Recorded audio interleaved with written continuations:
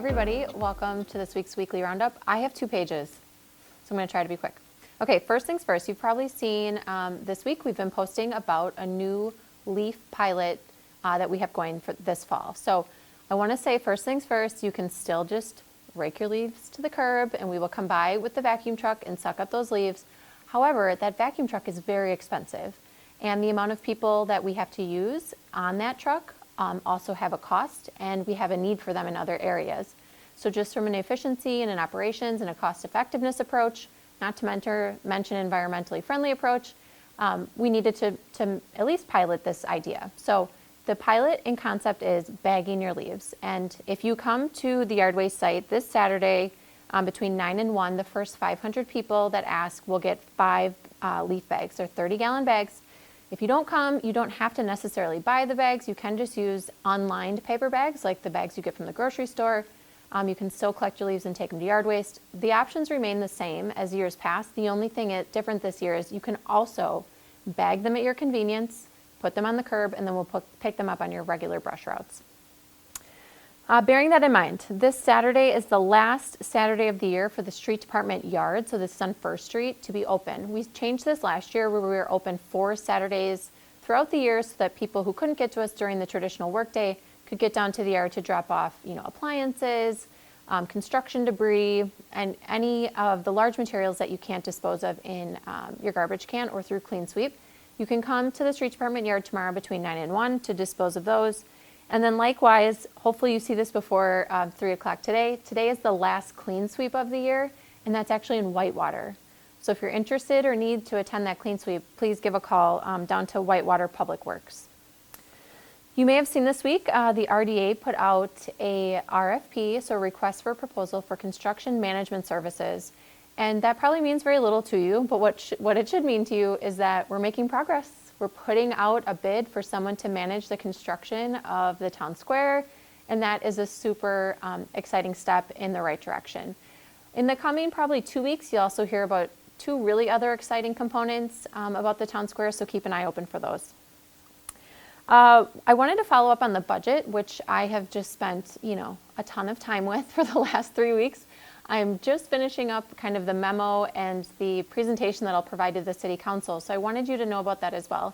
On Tuesday evening at 5:30, I'll be doing a presentation to the City Council right here at City Hall, and it kind of is a high-level overview of what they'll find in this year's proposed budget. So I would really encourage you to consider attending if the budget is of interest to you. And then next week we have the 2 budget listening sessions. And again, this is what they sound like. I listen and answer your questions. We're doing them, I think, from 12 to 12:30 on Thursday, only virtual. And then Thursday evening, I think 5 to 5:30 in the council chambers and virtual as well. So there's 3 opportunities next week.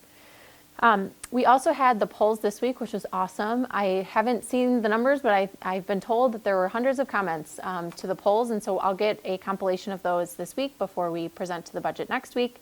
But I do know that there was questions about Riverside Park bathrooms and why we would propose demolishing the entire complex. And the long and short of it is the piping underground has to be redone. So if we were to keep the structure, we'd essentially be pulling out the floor, stabilizing the walls and the roof only, and then gutting everything else. And the cost effectiveness is just not there. So those buildings are being proposed to come down in totality. And I can tell you, just from demolishing 2 homes across the street, just to dispose of that type of material was in the tens of thousands of dollars, like literally to take it to the landfill. So the cost does seem high. It seems high to me. There's a reason it hasn't even been funded up to this point, and it's very expensive. But the fact remains, we cannot allow the bathrooms to look the way that they look. They're not accessible.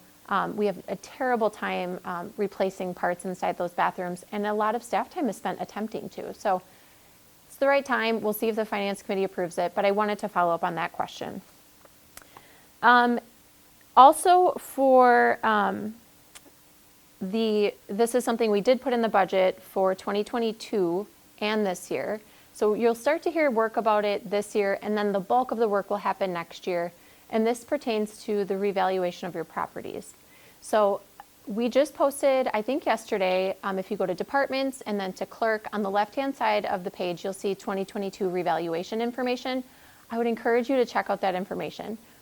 what you're going to see soon within the coming weeks, and we'll do a lot more messaging about this. You'll get a postcard at your home. You're going to see people driving around in vehicles that say accurate and standing outside of homes taking pictures. You're going to want to call dispatch, I'm sure, and we appreciate that you have that awareness, but they are out there doing work for the city. So if you're interested in what revaluations are, what that means for you, please check out the website and just pay attention for the additional information that we'll be sharing. The long and short of it is state law requires us to complete these revaluation assessments when we fall below a certain threshold or within a certain period of time. And that's to create equity in our tax base. So check that website out for more information. Next week, we will be officially launching our business retention and expansion program at Wake Up Watertown. That's an event the Chamber of Commerce facilitates. So if you're interested, go to their Facebook page or their website or give them a call.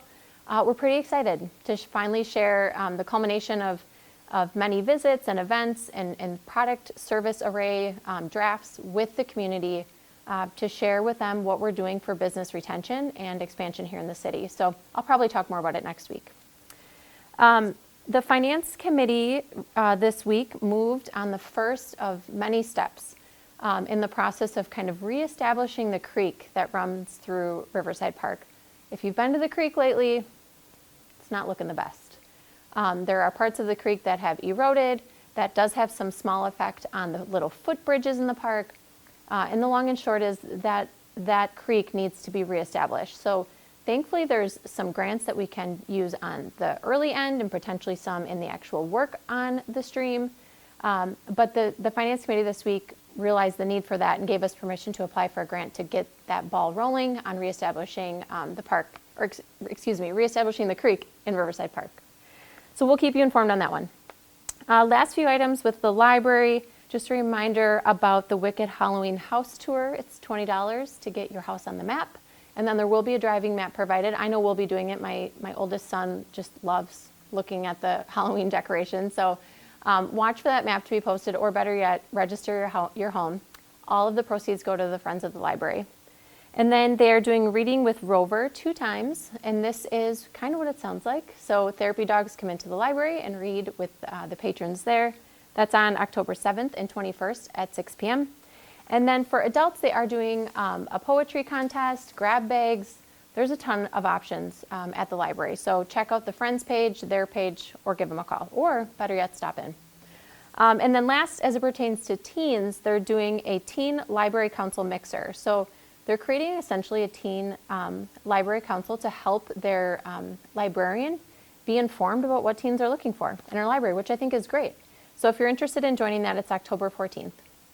On the recreation front, one of our new offerings this week is Fall Youth Wrestling, which is kind of neat.